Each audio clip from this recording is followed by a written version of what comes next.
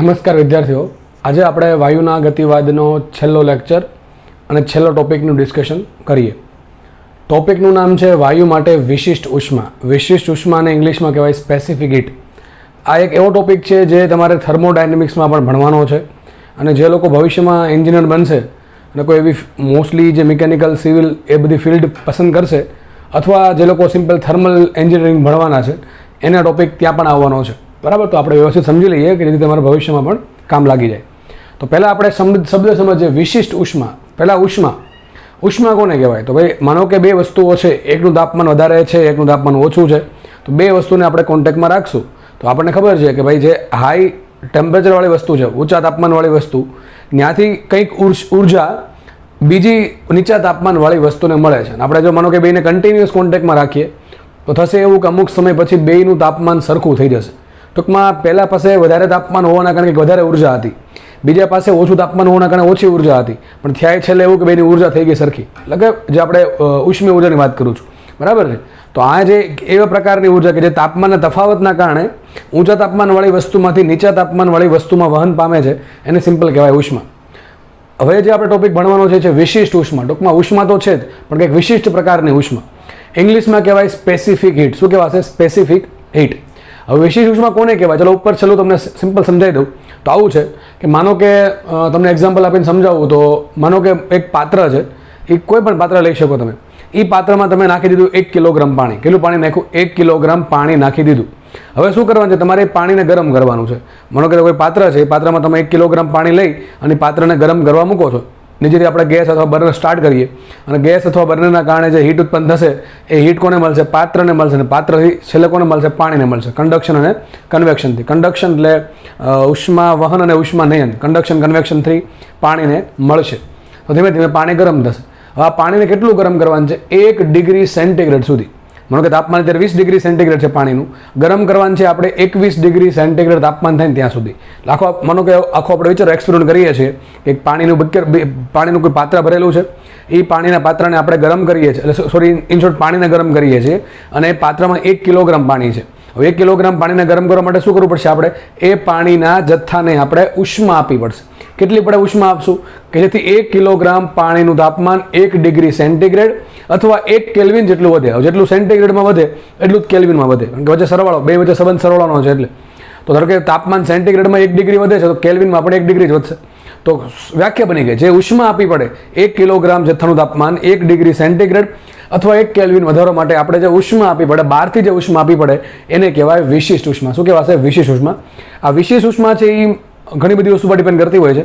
તમારે એટલું મગજમાં રાખવાનું છે. અત્યારે ડિપેન્ડ કરશે દ્રવ્યની જાત પર, મોસ્ટલી ડિપેન્ડ કરે, તાપમાન પર પણ ડિપેન્ડ કરે, પણ તાપમાનની અસર આપણે સિલેબસમાં નથી. મેં તમને કીધું એન્જિનિયરિંગમાં તમે ભણશો તો અહીંયા આપણે સમજશું કે વિશેષ ઉષ્મા કોના પર ડિપેન્ડ કરે?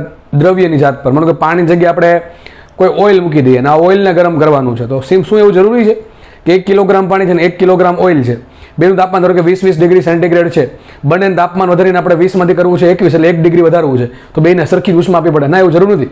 બની શકે પાણીને વધારે ઉષ્મા જોતી હોય, ઓઇલને ઓછી જોતી હોય, અથવા આવું બને કે ઓઇલને વધારે જોઈએ, પાણીને ઓછી જોઈએ. તો આ જે વિશેષ ઉષ્મા છે એ કોના પર ડિપેન્ડ કરશે? દ્રવ્યની જાત પર ડિપેન્ડ કરે, તાપમાન પર ડિપેન્ડ કરે, બીજા બધા ફેક્ટર પર ડિપેન્ડ કરશે.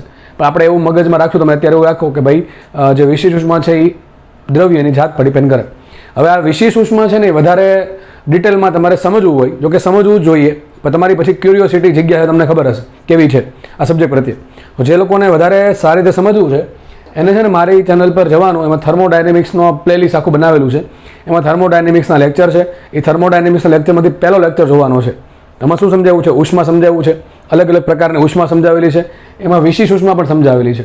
તો થર્મોડાયનેમિક્સનો તમારા લેક્ચર આજની તો કાલ જોવાના જ છે. અને તમારામાંથી ઘણા એવા વિદ્યાર્થી છે જે લોકો ઘણી સારી મહેનત કરે છે, એ લોકોએ ઓલરેડી થર્મોડાયનેમિક્સના લેક્ચર જોઈ નાખ્યા છે.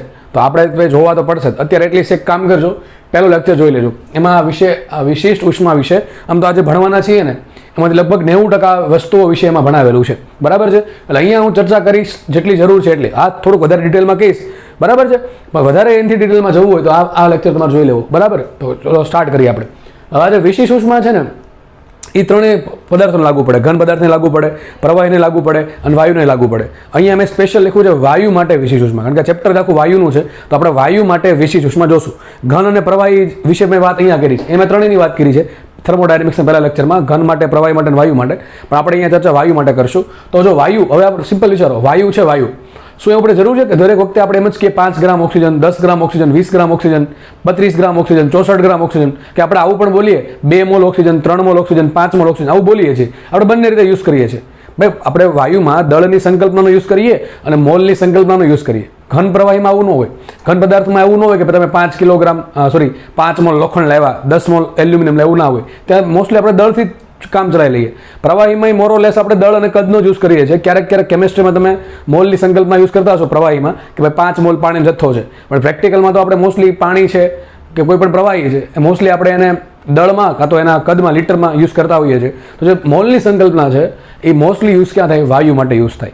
તો અહીંયા આપણે વિશિષ્ટ ઉષ્મા ભણવાની છે 2 પ્રકારની. જો વાયુ માટે 2 પ્રકારની વિશિષ્ટ ઉષ્મા હોય, એક દળ આધારિત હશે અને એક હશે મોલ આધારિત.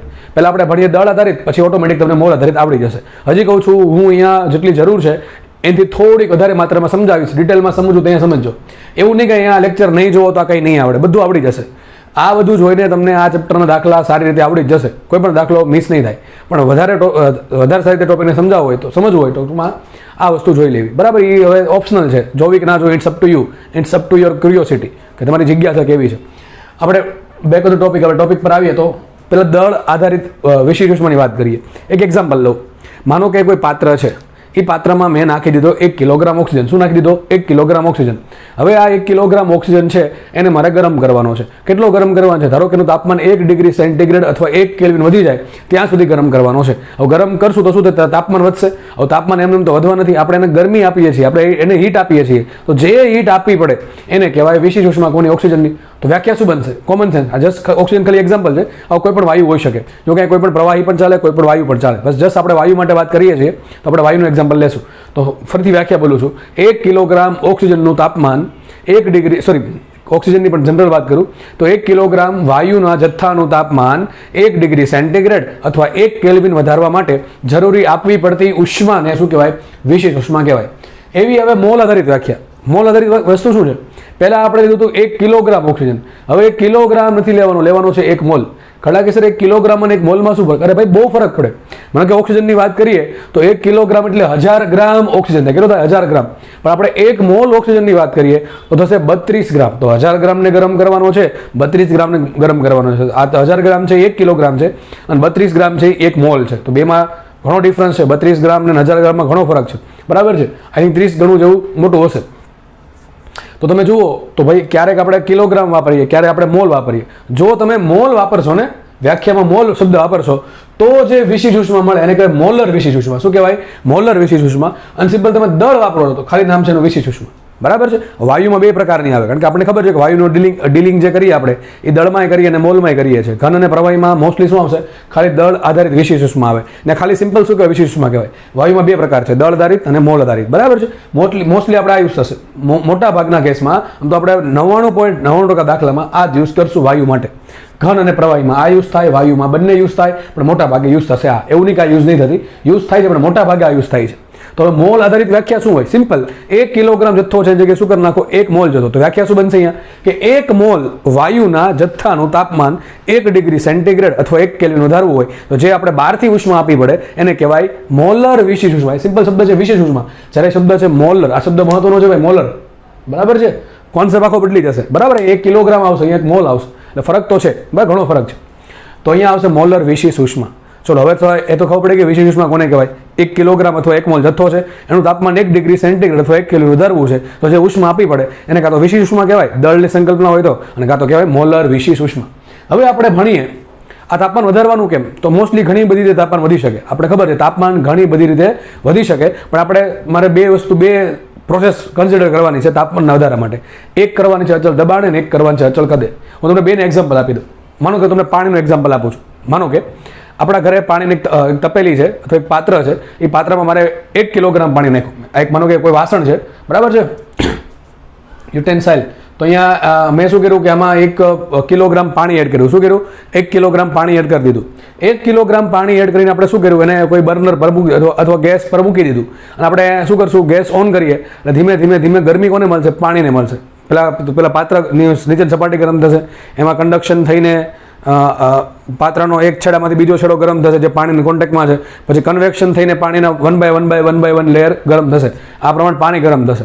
તો માનો કે હવે શું કર્યું છે, એક પાત્ર લીધું, એમાં 1 કિલોગ્રામ પાણી એડ કરી દીધું, એને આપણે મૂક્યું બર્નર પર, બર્નર સ્ટાર્ટ કરશું એટલે બર્નરમાંથી જે હીટ છે કોને મળશે, પાણીને, અને બાય ધ વે છેલ્લે અંતિમ કોને મળશે, છેલ્લે મળશે આપણે પાણીને, બરાબર, પાત્રમાંથી ડાયરેક્ટલી મળશે પાણીને. ઓકે, તો હવે પાણીને ગરમ કરવાનું છે, તો મારે પ્રક્રિયા રાખવાની છે અચલ દબાણ, અને એક વખત પ્રક્રિયા રાખવાની છે અચલ કદ. હવે અચલ દબાણ ક્યારે ને અચલ કદ ક્યારે રહે? સિમ્પલ.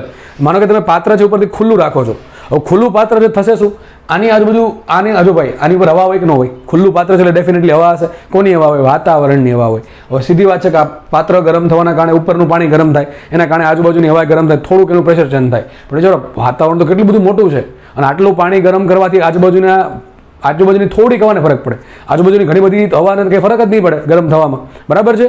ઓકે, તો મતલબ કે આ કેસમાં જો આપણે પાત્રને ખુલ્લું રાખીને ગરમ કરશું, બરાબર છે, તો ઉપરની હવાનું પ્રેશર કેવું રહે? અચલ રહે. કેટલું હશે? Atmospheric pressure. કેટલું હશે? 1 atm.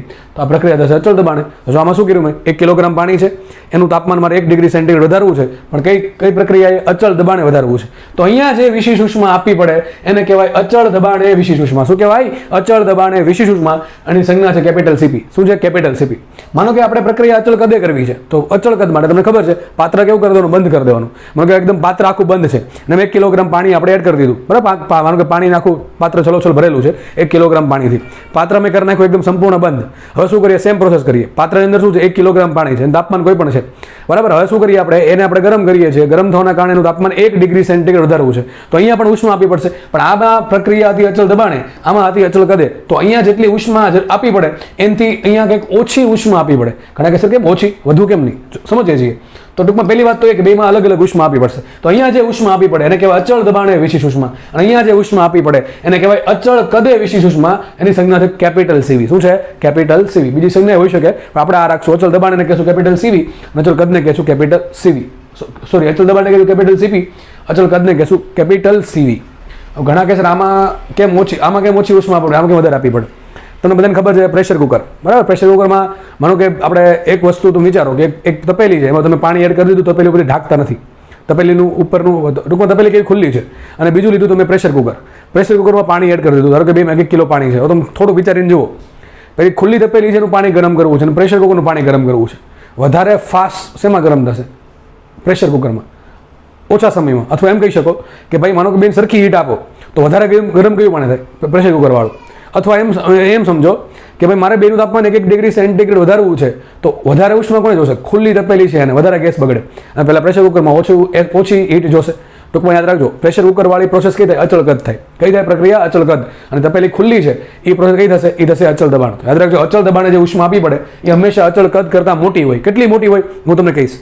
અહીંયા જે ઉષ્મા આપવી પડે એ આના કરતાં મોટી હશે. કેટલી મોટી હશે આપણે પછી ડિસ્કસ કરશું. ઓકે, તો અહીંયા ટૂંકમાં બેમાં ઉર્જા કેવી છે, ઉષ્મા કેવી છે? અલગ અલગ છે. એકમાં છે CP ને એકમાં છે CV, બરાબર. હવે તો આ CP CV ક્યારે લાગુ પડે? 1 કિલોગ્રામ જથ્થો હોય, પ્રક્રિયા અચળ દબાણે હોય, અને તાપમાન 1 ડિગ્રી સેન્ટીગ્રેડ વધારવું હોય. તો જો પ્રક્રિયા અચળ કદે હશે, 1 કિલોગ્રામ જથ્થો હશે, અને 1 ડિગ્રી સેન્ટીગ્રેડ તાપમાન વધારવું છે, તો ઉષ્મા કેટલી આપવી પડે? CV જેટલી આપવી પડે. પણ શું એવું જરૂરી છે કે આપણી પાસે દર વખતે 1 કિલોગ્રામ જથ્થો હોય? ના સર, જથ્થો તો ગમે એટલો હોઈ શકે. 5 કિલોગ્રામ, 10 કિલોગ્રામ, 0.5 કિલોગ્રામ ઘણો હોઈ શકે. અને શું એવું જરૂરી છે કે તાપમાન આપણે 1 ડિગ્રી સેન્ટીગ્રેડ વધારવું પડે? ના. 2 ડિગ્રી સેન્ટીગ્રેડ વધારવું પડે, 20 ડિગ્રી સેન્ટીગ્રેડ વધારવું પડે, 50 ડિગ્રી વધારવું પડે, અથવા સિમ્પલ ડેલ્ટા T વધારવું પડે. તો સૂત્ર શું આવશે?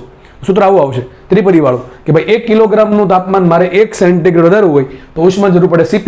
એની જગ્યાએ મારે ધારો કે m કિલોગ્રામ જથ્થાનું તાપમાન મારે ડેલ્ટા T જેટલું વધારવું હોય તો ઉષ્મા કેટલી? mCP delta T. CP ને આપણે m વડે ગુણ્યા, ડેલ્ટા T વડે ગુણ્યા. આ સૂત્ર ક્યાંથી આવે છે જોવું હોય તો અહીંયા જોઈ લેવું, બરાબર છે. હું એ ચર્ચા વધારે નથી કરતો. તો આપણે જો પ્રક્રિયા અચળ દબાણે થાય તો કેટલી ઉષ્મા આપવી પડે? સૂત્ર આવશે Q બરાબર mCP ડેલ્ટા T. સૂત્ર શું આવશે? Q બરાબર mCP ડેલ્ટા T. અને માનો કે પ્રક્રિયા તમારે અચળ કદે કરવી છે, તમારી પાસે 1 કિલોગ્રામ જથ્થો છે, એનું તાપમાન તમારે અચળ કદે 1 સેન્ટીગ્રેડ વધારવું છે, તો ઉષ્મા કેટલી આપવી પડે? CV જેટલી આપવી પડે. એને કહેવાય વિશિષ્ટ ઉષ્મા. પણ મારે ધારો કે 1 કિલોગ્રામ નહીં, m કિલોગ્રામ જથ્થાનું તાપમાન વધારવું છે, 1 ડિગ્રી સેન્ટીગ્રેડની ડેલ્ટા T જેટલું સેન્ટીગ્રેડ અથવા ડેલ્ટા T જેટલા કેલ્વિન, તો કેટલી ઉષ્મા આપવી પડે? mCP ડેલ્ટા T, બરાબર. સૂત્ર ત્રિપદીથી આવે ભાઈ 1 કિલોગ્રામ માટે આટલી ઉષ્મા, તો m કિલોગ્રામ માટે કેટલી? 1 સેન્ટીગ્રેડ માટે આટલી ઉષ્મા, તો ડેલ્ટા T સેન્ટીગ્રેડ માટે કેટલી? તો સૂત્ર આવી જશે સિમ્પલ, Q બરાબર mCV ડેલ્ટા T. તો આ શું આવી? કુલ ઉષ્મા 1 કિલોગ્રામ હોય, 1 સેન્ટીગ્રેડ હોય તો ઉષ્મા આવશે CP અને CV, બરાબર છે. પણ કોઈ વધારે હોય, m કિલોગ્રામ હોય, વધારે તાપમાન વધારવું હોય, અથવા 1 ડિગ્રીથી ઓછું વધારે હોય, ટૂંકમાં કોઈ પણ કેસમાં સૂત્ર લાગુ પડશે. અચલ દબાણ થાય પ્રક્રિયા તો Q બરાબર આવશે mCp ડેલ્ટા ટી, અને જો અચલ કદે થાય તો આવશે સૂત્ર બરાબર mCv ડેલ્ટા ટી. તો CP શું છે તમને આઈ થિંક થોડો બેઝિક આઈડિયા આવી ગયો હશે, બરાબર છે. મગજમાં રાખો 1 કિલોગ્રામ 1 સેન્ટીગ્રેડ એટલે ઓટોમેટિક યાદ રહી જશે. હવે આપણે જોઈએ મોલ આધારિત વિશિષ્ટ ઉષ્મા એટલે કે મોલર વિશિષ્ટ ઉષ્મા. બેમાં ફરક શું છે સર? બેમાં ફરક એટલો જ છે કે 1 કિલોગ્રામ જથ્થાની વાત આવે ને જ્યારે અહીંયા 1 મોલની વાત આવે. તો બસ સિમ્પલ, 1 મોલ જથ્થાનું તાપમાન 1 સેન્ટીગ્રેડ અથવા 1 કેલ્વિન વધારવું હોય તો જે જરૂરી ઉષ્મા આપી પડે એને કહેવાય મોલર વિશિષ્ટ ઉષ્મા. એ સિમ્પલ વિશિષ્ટ ઉષ્મા આવશે. અહીં શું સૂત્ર આવે? સોરી, શબ્દ શું આવે? સ્પેસિફિક. અહીંયા આવશે મોલર સ્પેસિફિક અથવા મોલર વિશિષ્ટ ઉષ્મા. હવે પછી આમાં પણ બે પ્રકાર પડે કે ભાઈ તમારી પાસે 1 મોલ ઓક્સિજન છે, બરાબર છે, તાપમાન તમારે 1 ડિગ્રી સેન્ટીગ્રેડ વધારવું છે તો કઈ રીતે વધારશો? ઘણી બધી રીતે વધી શકે, પણ આપણે માટે મેન બે પ્રોસેસ, અચળ દબાણે વધી શકે, અચળ કદે વધી શકે. આ સિવાય ઘણી બધી રીતે વધી શકે. તો સિમ્પલ એક અચળ કદે આપણે વિચારીએ, સોરી અચળ દબાણે વિચારીએ તો અચળ દબાણમાં શું થશે? પાત્ર કેવું છે? ખુલ્લું. અથવા સિમ્પલ માનો કે કોઈ વાયુ છે તો ખુલ્લું રાખે તો ઉડી જશે. તો શું કરવાનું? માનો કે આપણે આપણે પાત્ર લઈ લીધું. હવે આ પાત્રને એવું લીધું છે કે એનું કદ અચળ નથી. આપણે તમે માનો કે વાયુને આપણે વિસ્તરણ કરવા માટે સમય આપશું. ટૂંકમાં વિસ્તરણ એની જે દિવાલ છે એ કેવી છે? એક્સપાન્શન થાય છે, બરાબર છે. ટૂંકમાં પિસ્ટન સિલિન્ડરની રચના છે કે આપણે એને ગરમ કરીએ છીએ તો એનું કદ વધશે. દબાણ સિમ્પલ વાત છે, દબાણ અચળ છે તો T પ્રપોર્શનલ ટુ V આવે, તો તાપમાન વધે તો કદે વધે. તો આપણે જો કોઈ વાયુ છે એને મારે અચળ દબાણે પ્રક્રિયા કરવી શું કરવું પડે? એનું કદ વધારવા દેવું પડે અથવા કદ ઘટાડવા દેવું પડે તો થશે. પાત્ર બંધ કરી દો અને તમે પ્રેશર તાપમાન વધારશો તો પ્રક્રિયા થશે આ અચળ કદ વાળી, બરાબર. એમાં શું થાય? દબાણ વધે. અચળ કદ માટે સૂત્ર શું આવે? P પ્રપોર્શનલ ટુ T, દબાણ પ્રપોર્શનલ ટુ તાપમાન. આપણે આ ચેપ્ટરના શરૂઆતના લેક્ચરમાં જોયું બોયલ, ચાર્લ્સના ગેલ્યુસેકમાં. અને જ્યારે અચળ દબાણ હોય તો સૂત્ર શું છે? V પ્રપોર્શનલ ટુ T, બરાબર છે. તો સિમ્પલ વસ્તુ છે કે આ પ્રમાણે પ્રક્રિયા થશે. હવે જો અચળ દબાણે આપણે 1 મોલ જથ્થાનું તાપમાન વધારવું હોય તો જે ઉષ્મા આપવી પડે 1 સેન્ટીગ્રેડ માટે કેટલી હશે? Cp. અને અચળ કદે આપવી પડે એના માટે ઉષ્મા કેટલી? Cv. સર અહીંયા Cp છે ને અહીંયા Cp છે, અહીંયા Cv છે ને અહીંયા Cv છે. આ દળવાળું છે ને આ મોલવાળું, કંઈક ફરક તો પડવો જોઈએ ને. ફરક જો દેખાતો હોય તો મેં કેપિટલ લેટર્સ લખ્યા છે, C કેપિટલ છે અહીંયા C સ્મોલ છે.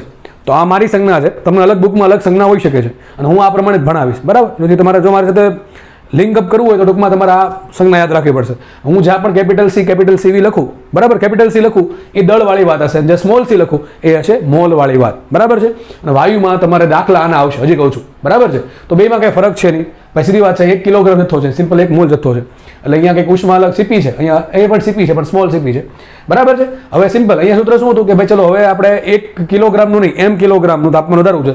સૂત્ર એવું હતું mCp ડેલ્ટા ટી, અચળ દબાણ માટે, અચળ કદ માટે એવું હતું mCp ડેલ્ટા ટી. દળની જગ્યાએ શું આવશે? મોલ આવશે. તો સૂત્ર શું બનશે કે ભાઈ 1 મોલનું નહીં, આપણે મ્યુ મોલનું તાપમાન વધારવું છે 1 ડિગ્રી સેન્ટીગ્રેડની ડેલ્ટા ટી જેટલું. તો સૂત્ર શું આવશે? જો પ્રક્રિયા અચળ દબાણે છે તો સૂત્ર આવશે Q બરાબર મ્યુ Cp ડેલ્ટા ટી, અને જો પ્રક્રિયા અચળ ખદે છે તો સૂત્ર આવશે Q બરાબર મ્યુ Cv ડેલ્ટા ટી, બરાબર છે. આ Cp અને Cv શું છે? મોલર વિશિષ્ટ ઉષ્મા. Cp ને કહેવાય અચળ દબાણે મોલર વિશિષ્ટ ઉષ્મા અને Cv ને કહેવાય અચળ કદે મોલર વિશિષ્ટ ઉષ્મા. તો તમારે સૂત્ર યાદ રાખવાના, 4 સૂત્ર આવ્યા. આ વચ્ચે એક લાઈન રહી ગઈ કહેવાની, આમાંથી તમારે Cp અને Cv ને કરતા બનાવવાનું. તો Cp બરાબર શું આવશે? Q upon m delta T, અથવા Cv બરાબર શું આવશે? Q upon m delta T. આ બે Q અલગ અલગ હોય, બરાબર. ટૂંકમાં સંખ્યા અલગ અલગ હશે, આ વધારે હોય નાનું હોય નોર્મલી.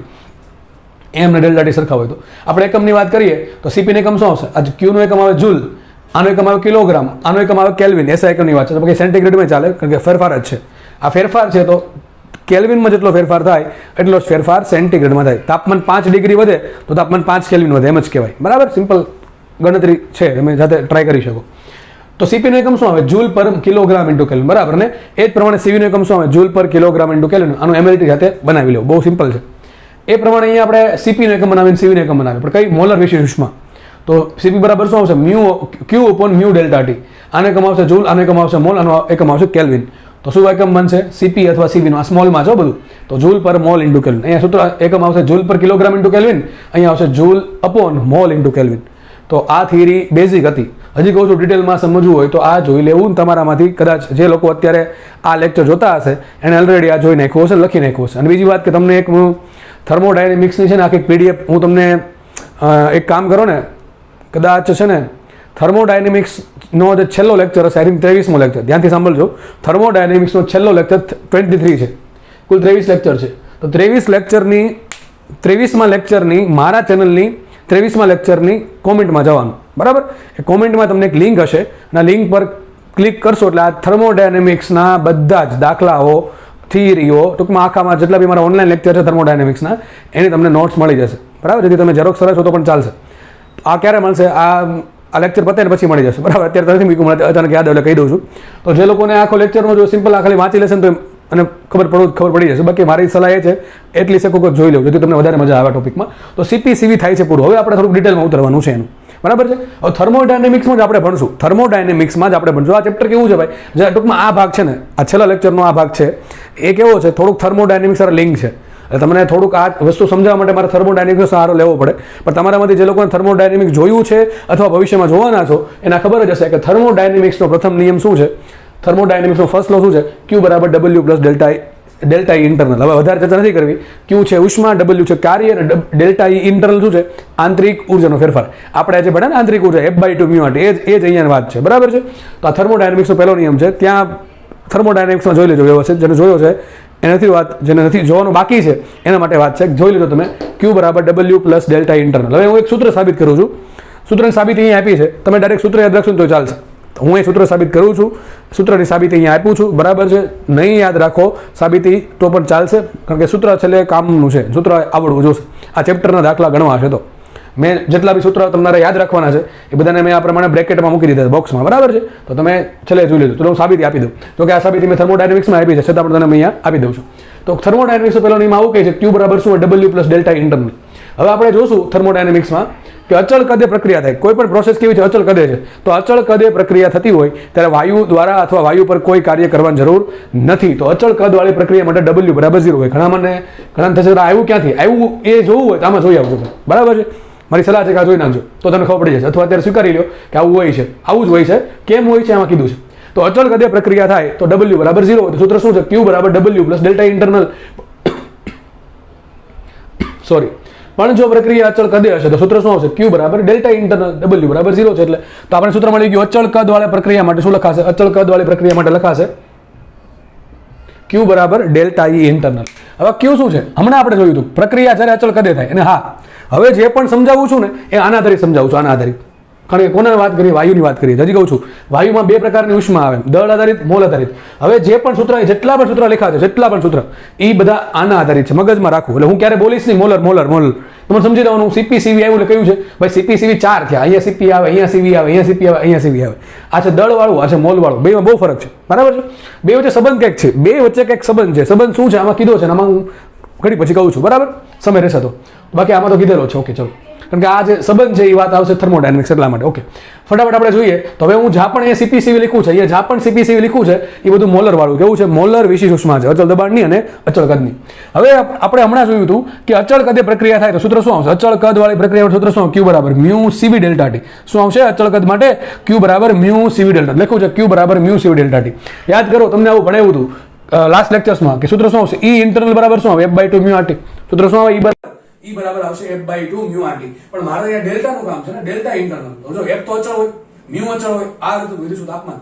તમને એવું કીધું હતું કે આંતરિક ઉર્જા ક્યારે બદલે, તાપમાન વધે ઘટે તો. જો મ્યુ અચળ હોય તો આપણે એક કામ કરીએ, ડેલ્ટા E નું સૂત્ર શું આવશે, તો ડેલ્ટા E ઇન્ટરનલ બરાબર શું આવશે, F/2 મ્યુ R ને રેખા અને T જગ્યાએ લખું ડેલ્ટા T. તમને આ ફેરફાર વાળું સૂત્ર મળી ગયું. તો મારી પાસે બે વસ્તુ છે, Q મળી ગયું, ડેલ્ટા ઇન્ટરનલ મળી ગયું. તો અચળ કદે પ્રક્રિયા થતા આપણે શું કરીએ, આપણે સરખાવી શકીએ. બેન સરખાવવાને કા તો Q બરાબર શું લીધું મેં, અહીં Q અહીં લખ્યું છે અચળ કદ માટે આપણે આમાં પાછું લખ્યું અહીંયા Q બરાબર ડેલ્ટા ઇન્ટરનલ. અચળ કદ વાળી પ્રક્રિયા છે તો જ આ લખે, બાકી લખાય નહીં. કોઈ પણ પ્રક્રિયા માટે આ લખે, પણ અચળ કદ હોય તો જ આ લખી શકો. આપણી પ્રક્રિયા અચળ કદે છે માની લ્યો તો સૂત્ર શું છે, Q બરાબર ડેલ્ટા ઇન્ટરનલ. Q બરાબર શું આવે, મ્યુ CV ડેલ્ટા T. લખી નાખ્યું. ડેલ્ટા ઇન્ટરનલ બરાબર શું આવે, F/2 mu R delta T. શું આવશે, અહીંયા લખ્યું છે mu F/2 mu R delta T. તો બેને કમ્પેર કરો, જો મ્યુ ઉડી જશે, ડેલ્ટા T ઉડી જશે, વધે શું ખાલી CV વધશે. CV બરાબર શું આવશે, FR/2. શું આવે, FR/2. Most IMP equation. હજી કહું છું મોસ્ટ IMP ઇક્વેશન. આ સૂત્ર કોનો સંબંધ આપે, આ સૂત્ર સંબંધ આપશે મને મુક્તતાના અંશ F, વાયુનો સહજાયક અચળાંક R અને CV. CV કઈ છે, આ CV છે ભાઈ, આ CV છે. એટલે કઈ અચળ કદ વાળી મોલર વિશેષ ઉષ્મા છે. આને કોઈ લેવા દેવા છે ને અત્યારે હાલ પૂરતા, બરાબર. એમ તમારે આવું યાદ રાખવાનું, R શેમાં વિચારો, R ના એકમમાં શું આવે, જૂલ પર મોલ, બરાબર ને. શું આવે, જૂલ પર મોલ ઇન્ટુ કેલ્વિન. R નો એકમ શું આવે, જૂલ પર મોલ ઇન્ટુ કેલ્વિન. સિમ્પલ. આ મોલમાં આવે તો આપણે મોલ વાળું જશે. કપડાં આપણે વર્તી કહું છું, R નો એકમ શું થાય, ટૂંકમાં R ક્યાં આવે, મોલમાં આવે, કિલોગ્રામમાં આવે. સિમ્પલ છે. R નો એકમ શું હોય, જૂલ પર મોલ ઇન્ટુ કેલ્વિન. F તો એક સંખ્યા છે, એકમ તો હોય નહીં, જુદી વાત છે. CV નો એકમ શું હોય, જૂલ પર મોલ ઇન્ટુ કેલ્વિન છે કે નહીં, જૂલ પર મોલ ઇન્ટુ કેલ્વિન. તો તમને એમ યાદ રહી જશે કે જ્યાં પણ R વાળું સૂત્ર આવશે એ કઈ છે, મોલર છે. કઈ છે, મોલર છે. તો મને એક સૂત્ર મળી ગયું, મોસ્ટ આઈમ્પી સમીકરણ CV બરાબર શું હોય, FR/2. સમીકરણ નંબર 1 મગજમાં રાખવું, CV બરાબર FR/2. હવે બીજું સૂત્ર આપણે એવું ભણેલા છે કે આંતરિક ઉર્જા કેટલી હોય F/2 મ્યુ RT. કેટલી હોય F/2 મ્યુ RT. ત્રીજું છે નિરપેક્ષ તાપમાન છે F છે, મુક્તતાના અંશ મ્યુ છે મોલ ને R છે સાર્વત્રિક અચળાંક. એક કામ કરીએ, આ જે ઇન્ટરનલ છે ને એનું વિકલન કરું તાપમાન સાપેક્ષ. કોણ સાપેક્ષ? તાપમાન સાપેક્ષ. સમય સાપેક્ષ નહીં. સમય ક્યાં આવે છે? સમય સાપેક્ષ વિકલન 0 થાય. તમારે બદલે શું? મોસ્ટલી બદલશે તાપમાન. માનો કે અચળ જથ્થો છે એટલે મ્યુ અચળ છે અને કોઈ વાયુની આંતરિક ઉર્જા આટલી છે. માનો કે તાપમાનમાં સૂક્ષ્મ ફેરફાર થયો તો એને આંતરિક ઉર્જામાં કેટલો ફેરફાર થાય, અથવા તાપમાનની સરખામણીમાં આ તાપમાનની સાપેક્ષે આંતરિક ઉર્જાનો ફેરફાર, એને કહેવાશે આંતરિક ઉર્જાનું તાપમાન સાપેક્ષ વિકલન. ટૂંકમાં આ પદનું વિકલન કરવાનું છે. F કેવા હોય? અચળ હોય. મ્યુ કેવા હોય? F અચળ એટલા માટે કે વાયુ એક વખત નક્કી કરી નાખો, તમે નક્કી કરી નાખો ઓક્સિજન વાયુ છે, F કેટલા હોય? કા 5 હોય કા 7 હોય, બરાબર છે. તો માનો કે આપણે આનું વિકલન કરીએ તાપમાન સાથે, તો F કેવા અચળ, મ્યુ કેવા અચળ, R કેવા અચળ, તો આખું લખી નાખું d internal by dt બરાબર d/dt. e internal ની કિંમત મૂકી F/2 મ્યુ RT બરાબર. હવે શું કરીએ આપણે? કોમન શું નીકળશે? F/2 mu R. એ કોમન નીકળી ગયું તો F/2 મ્યુ R કોમન નીકળી ગયું. વધ્યું શું? T. તાપમાનનું તાપમાન સાપેક્ષ વિકલન શું થાય? 1. તો સૂત્ર આવી ગયું F/2 mu R. F/2 R into mu. હવે એક કામ કરીએ, જો જથ્થો હું 1 મોલ લઈ લઉં, વાયુનો જથ્થો 1 મોલ લઈ લઉં, તો મ્યુ બરાબર શું મૂકું? 1 મૂકી દઉં. સૂત્ર શું આવી જશે? d e internal ભાગ્યા dt. એટલે શું થાય કે આંતરિક ઉર્જાનો સમય ક્યાં? તાપમાન. આંતરિક ઉર્જાનું તાપમાન સાપેક્ષનું પેલું વિકલન શું આપશે મને? Fr/2 આપશે, બરાબર ને? મ્યુ બરાબર 1 મૂકી દો તો શું આવશે? Fr/2. પણ Fr/2 CV કહેવાય, તો સૂત્ર Fr/2 બરાબર એવું CV. તો બહુ મોસ્ટ IMP સમીકરણ મળી ગયું. યાદ રાખજો, આંતરિક ઉર્જાનું તાપમાન સાપેક્ષનું વિકલન શું આપશે? Fr/2 બરાબર CV આપશે, પણ ક્યારે? મ્યુ બરાબર 1 મોલ હોય તો. મતલબ એમ કહેવા માંગે છે સમીકરણ કે ભાઈ માનો કે કોઈ વાયુ જથ્થો 1 મોલ જથ્થો છે, આ વાયુના જથ્થામાં જે આંતરિક ઉર્જા છે એનું તાપમાન સાપેક્ષનું પહેલું વિકલન, ટૂંકમાં તાપમાનની સાપેક્ષનું વિકલન શું આપશે મને? એ વાયુ માટે કેટલી, ટૂંકમાં આ વિકલન કેટલું હશે? એ વાયુની અચળ કદે મોલર વિશિષ્ટ ઉષ્મા જેટલું, ટૂંકમાં હશે Fr/2 અને Fr છે. Fr/2 એટલે સિમ્પલ હશે CV. કેટલું હશે? આ CV જેટલું. એક કામ કરજો ને, આ બોર્ડમાં ઘણું બધું લખ્યું છે, તો એક બોર્ડનો આખું મસ્ત એવો પિક્ચર પાડીને હું છે ને કોમેન્ટમાં મૂકી દઈશ. આગળ લેક્ચર મૂકી દઈશ અને આ લેક્ચર પણ મૂકી દઈશ, બરાબર? જેથી તમને વ્યવસ્થિત તમે લખી શકો. ઓકે, ચલો આપણે આગળ વધીએ. તો મને એક સૂત્ર મળી ગયું CV નું, બરાબર? બે સૂત્ર મળ્યા. તો CV બરાબર શું? Fr/2. અને બીજું સૂત્ર શું આવ્યું? CV બરાબર d internal by dt. આનો આપણે ઉપયોગ થર્મોડાયનેમિક્સમાં કરશું, બરાબર? ક્યાં કરું? થર્મોડાયનેમિક્સ. આ છે, બરાબર? Fr/2. ઓકે, આગળ વધીએ. એક સૂત્ર તમને સાબિત નથી કરતો, બરાબર? મિનિંગ છે નહીં, તમને કદાચ ખબર હશે, તમારા મોટા ભાગના લોકો અહીંયાથી પરિચિત હશે આ સૂત્રથી, બરાબર છે? સૂત્ર છે CP - CV બરાબર R. બહુ IMP સૂત્ર, અથવા કહો બધા સૂત્રનો બાપ છે આ સૂત્ર, બરાબર? CP - CV બરાબર R. તો CP - CV બરાબર R. પણ હજી મગજમાં રાખવું, આ CP CV કયા છે? આ નથી. આ CP CV કયા છે? મોલર વાળા છે. અને કોમન સેન્સ છે કે R છે એટલે કયા આવે? મગજમાં રાખો, મોલ વાળા જ આવે. કારણ કે R ક્યાં આવે? મોલમાં આવે, બરાબર ને? તો CP - CV બરાબર R. તો આ મને સંબંધ મગજમાં રાખજો, બહુ IMP સમીકરણ છે. આ બે સમીકરણ આખું ચેપ્ટર ડિસાઈડ કરશે. આ એક સમીકરણ, આ CV બરાબર Fr/2, નેક્સ્ટ સમીકરણ. આનો આપણે યુઝ અહીંયા નથી કરવાનો, આ કરશું થર્મોડાયનેમિક્સમાં. મેં અહીંયા રસ્તામાં આવ્યું એટલે વચ્ચે તમને સાબિત કરી દીધું, બરાબર છે? આ બે સૂત્રથી આખું ચેપ્ટર ડિસાઈડ કરશે. ચલો હવે સમજજો. તો મને સૂત્ર મળી ગયું CV બરાબર Fr/2 અને બીજું સૂત્ર મળી ગયું CP - CV બરાબર R. CP - CV બરાબર R. મેં તમને પહેલા કીધું હતું કે દબાણ વાળે, મતલબ કે આ કેસમાં ઉર્જા વધારે જોઈએ, આ કેસમાં ઓછી ઉર્જા જોઈએ. આ તો જસ્ટ પ્રવાહીને લાગુ પડે. વાયુનું મેં કીધું હતું કે એક પાત્ર લેવાનું, એમાં આપણે શું કરશું? 1 કિલોગ્રામ જથ્થો લેશું, ગરમ કરશું એટલે પાત્ર ધારો કે એનું વિસ્તરણ થતું હોય, એ ટૂંકમાં V પ્રપોર્શનલ ટુ T રહેતું હોય, એ પ્રમાણે પ્રક્રિયા થશે તો એને કહેવાય અચળ દબાણ, અને જે ઉષ્મા આપવી પડે એને કહેવાય CV. અને જો કદે પ્રક્રિયા થશે તો આપવી પડે CV. તો બેમાં ઉષ્મા અલગ અલગ હોય. CP હંમેશા CV કરતા મોટું હોય. કેટલું મોટું હોય? તો R જેટલું. કેટલું મોટું હોય? R જેટલું. તો CP - CV બરાબર શું હોય? R. હવે મને એક કામ કરીએ, આપણે આમાંથી કરતા બનાવે CP ને. કોને કહેવાય CP? જો મેં એક ચોખ્ખા શબ્દ લખ્યું છે, CP અને CV કયા છે? અહીંયા મોલર વિશિષ્ટ ઉષ્માઓ છે. કે મોટા ભાગના લોકો ભૂલ કરતા હોય છે. ઓકે, હવે એક કામ કરીએ, CP ને કરતા બનાવો. CP બરાબર શું આવશે? R + CV. CP બરાબર શું આવશે? R + CV. CV બરાબર શું સાબિત થયું? Fr/2. તો મૂકી દીધું CP બરાબર R + CV અને CV બરાબર મૂક્યું Fr/2. કારણ કે જેમ આપણે CV નું સૂત્ર મુક્તતાના અંશમાં લેવા હતા, એ જ પ્રમાણે મારે CP નું સૂત્ર પણ મુક્તતાના અંશમાં જોઈતું, એટલા માટે આપણે કર્યું. CP બરાબર શું આવશે? R + Fr/2. આમાંથી કોમન સેન્સ છે કે કોમન નીકળી શકે. R કોમન નીકળે શું આવશે? અહીંયા CP બરાબર R કોમન નીકળે શું વધે? 1 + F/2. સો સૂત્ર શું આવશે? CP બરાબર R કૌંસમાં 1 + F/2. શું આવે? અહીંયા શું આવે? F/2 હતું. ખાલી શું હતું? F/2. F/2 તો છે, ઉપરથી બધું +1 છે, ઇન્ટુ પાછા R. બેમાં R તો ગુણાકારમાં જ છે, બરાબર છે? અહીંયા શું છે? R/2 ને R ને ગુણાકારમાં છે F/2 છે. અહીંયા R ને ગુણાકારમાં છે 1 + F/2. તો આ મને મળી ગયું CP સૂત્ર. આવું પણ લખી શકાય. બેનો લસાઅ તો શું છે? 2 + F/2. તો તમે આ યાદ રાખો, આ યાદ રાખો, અથવા સિમ્પલ આવું યાદ રાખો ભાઈ કે CP બરાબર R + CV. મગજમાં આવું તો લાંબા સમય સુધી યાદ રહે તો સારી વાત કહેવાય. બાકી રિવિઝન કરવું પડે અને યાદ રાખવું ન હોય તો બે સૂત્ર સીવી બરાબર આટલા સીપી બરાબર આટલું. સીવી બરાબર શું છે અથવા સીવી બરાબર FR/2 અને સીપી માઇનસ સીવી બરાબર R. તો સીપી બરાબર શું આવે સીવી પ્લસ R. સીવી ની કિંમત FR/2 ઓટોમેટિક યાદ રહી જશે. સૂત્ર શું છે સીપી નું? સીપી સૂત્ર આવશે સીપી બરાબર R કૌંસમાં 2 + F/2 અથવા સીપી બરાબર R કૌંસમાં 1 + 2/F F/2 આ પણ તમે યાદ રાખી શકો છો. હવે ત્રીજો સૂત્ર અહીં નંબર આપ્યા છે પહેલું બીજું ત્રીજું ચોથું પાંચમું લઈ લઈએ. ગેમા એક અચળાંક છે. શું છે? ગેમા અચળાંક છે. જેનો મોસ્ટલી યુઝ ક્યાં થાય આપણે એડિયાબેટિક પ્રોસેસ સમોષ્ટિ પ્રક્રિયામાં તમને ખબર છે PV રેસ ટુ ગેમા બરાબર અચળ. તો એમાં જે ગેમા હતો રેસ ગેમા આ છે. ગેમા શું હોય વાયુ માટે? હવે વાયુ માટે ગેમા CP/CV ને CP ભાગ્યા CV ને કહેવાય ગેમા. તો જો આ બે બહુ મહત્વના સમીકરણ થઈ ગયા. CP માંથી CV બાદ થાય તો R આવે, CP માંથી CV બાદ થાય તો R આવે અને CP ભાગ્યા CV આવે ગેમા. હવે તમને મેં પહેલા કીધું કે CP મોટું હોય ને CV નાનું હોય. કેટલું મોટું હોય CP? R જેટલું. કેટલું મોટું હોય? R જેટલું. તો ભાઈ CP મોટું હોય CV નાનું હોય. સીધી વાત છે અંશ મોટો છેદનો આન્સર કેવો આવશે? 1 કરતા મોટો. યાદ રાખજો ગેમાની કિંમત હંમેશા 1 કરતા મોટી હોય. ગેમાની કિંમત હંમેશા 1 કરતા મોટી હોય. હવે ગેમાની કિંમત 1 કરતા મોટી ક્યારે થાય? વિચારો. માનો કે વિચારીએ આપણે કે શું ગેમાની કિંમત 1 હોઈ શકે? વિચારો ગેમાની કિંમત 1 ક્યારે થાય? તો CP અને CV હરખા હોય તો. હવે CP અને CV જો હરખા થાય તો R બરાબર 0 થઈ ગયું. પણ R તો ફિક્સ હોય. R કેટલા હોય? 8.314. R કોઈથી 0 ન હોય. ફરીથી કહું છું મારે ગેમમાં માનો કે 1 જોઈએ છે. ગેમમાં 1 જોવા માટે શું કરવું પડશે? CP અને CV કેવા લાવવા પડે? હરખા. ભાઈ અંશ અને છેદ સરખો હોય તો ભાગાકાર 1 આવે. તો CP CV કેવા થાય? સરખા થાય. તો બે સરખા હોય તો બાદ બાકી શું આવે? 0. તો સાબિત થઈ ગયું R બરાબર 0. પણ આપણે ખબર છે R કોઈથી 0 હોય નહીં. R ની કિંમત ફિક્સ હોય. કેટલી હોય? 8.314. તો કોઈથી R 0 ન હોય, કોઈથી CP અને CV સરખા ન હોય અને CP અને CV સરખા ન હોય તો ગેમા કોઈથી 1 ન હોય. તો મગજમાં રાખજો કોઈ પણ વાયુ હોય એના માટે ગેમા કદાપી 1 ના આવે. હંમેશા કેટલો આવશે? 1 થી મોટો આવશે. મગજમાં ઉતરી ગયું કે ન ઉતરી ગયું? તો બધા બેઝિક સૂત્ર છે 1 2 ને 3. બસ 1 2 ને 3 આ ત્રણ સૂત્ર આગળના ભાગના બેઝિક ઇક્વેશન છે.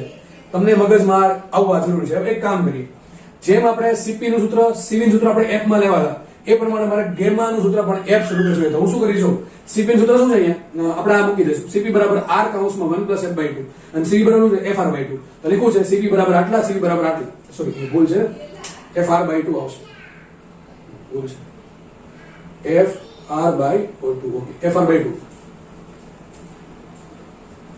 ઓકે ચલો હવે શું કરીએ આપણે? CP ની કિંમત મૂકીએ અહીંયા, CV ની કિંમત મૂકીએ. તો CP બરાબર શું છે? R કૌંસમાં 1 + 2/2. તો કામ કરો લસાઅ લઈ લો અહીંયા. સૂત્ર આપણે આ જ મૂકીએ લસાઅવાળું, કારણ કે બે ઉડી જશે. શું છે? 2 + F/2. અહીંયા પણ શું છે? 2 + F/2. તો CP બરાબર આવશે R કૌંસમાં 2 + F/2 છેદમાં CV બરાબર શું આવશે? FR/2. તો વિચારો જો શું થઈ ગયું અહીંથી? થશે એવું કે અહીંથી જો R ઉડી ગયા, R/2 છે ને તો R/2 હતું વચ્ચે 2 + F/F. શું દે? 2 બરાબર કે CP/CV શું આવશે? ગેમા બરાબર શું છે? 2 + F/2. ખબર પડે ન પડે? ફરીથી કહું છું CP નું સૂત્ર મેં આ યુઝ કર્યું છે અને CV નું સૂત્ર આપણે આ યુઝ કર્યું છે. CP ભાગ્યા CV કરો શું મળે? ગેમા મળે. તો આટલું કરતા મને સિમ્પલ આન્સર આવશે CP ભાગ્યા CV બરાબર ગેમા. બેમાંથી R/2 કોમન ઉડી, R/2 કોમન અને પાછી ભૂલ પડી F આવશે. બે માંથી R/2 કોમન આવશે શું અહીં ઉડી ગયું? અહીંથી R/2 ઉડી ગયા, અહીંથી R/2 ઉડી ગયા. ઉપર શું થાય? 2 + F/F. તો ગેમા બરાબર મગજમાં રાખજો 2 + F/F. 2 + F ભાગ્યા F કરશો તો મને શું મળે? ગેમા મળે. એ ભૂલ છે ભાઈ બંને સૂત્રમાં. તો ગેમાના બધા સૂત્ર ભેગા કરે ગેમા બરાબર શું આવે? CP/CV એટલે આવશે 2 + F/F. 2 + F/F અથવા F વડે ભાગો શું આવશે? 1 + 2/F. 1 + 2/F શું આવશે? 1 બરાબર ને? F વડે ભાગો એટલે શું છે? 1 + 2/F. તો તમારે ગેમા સૂત્ર યાદ રાખવાનું છે. યાદ ન રહે તો એક સમીકરણ આ, એક સમીકરણ આ અને એક સમીકરણ આ ત્રણે યાદ રાખશો તો CP નું અને ગેમા નું તમને આવડી જશે. તો ભાઈ આટલી સૂત્ર મહત્વના છે.